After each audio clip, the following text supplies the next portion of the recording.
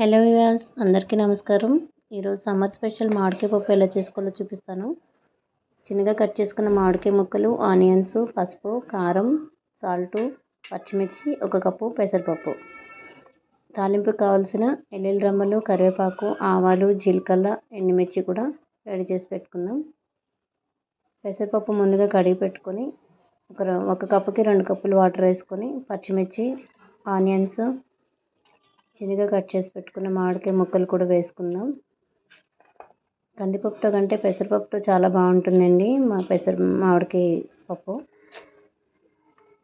ఆ channel subscribe చేసుకున్న ప్రతి ఒక్కరికి కూడా థ్యాంక్ యూ చెప్పుకుంటున్నాను.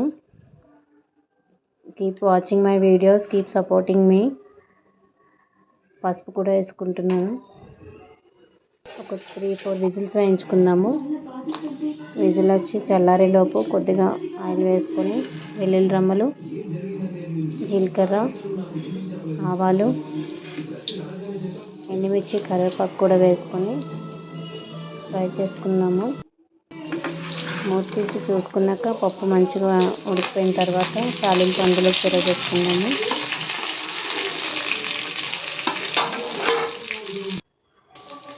కొద్దిగా ఇందులో కారం కూడా వేసుకుందాం. తాలింపులోనే కారం, పసుపు పచ్చివాసన రాకుండా ఉంటుందండి తాలింపులో వేసుకుంటే.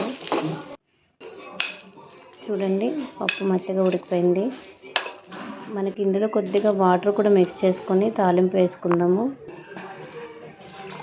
కొంచెం లూజ్గా ఉంటే కొంతమందికి ఇష్టము, మీకు గట్టిగా కావాలంటే వాటర్ వేసుకొని అవసరం లేదు. కొంచెం రుచికి సరిపడా సాల్ట్ కూడా వేసుకుందాము.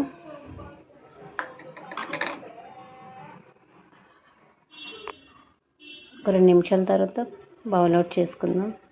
Thank you friends. Thank you for watching my videos. Keep supporting me. Thank you. Please like, share and subscribe my channel. Thank you for watching.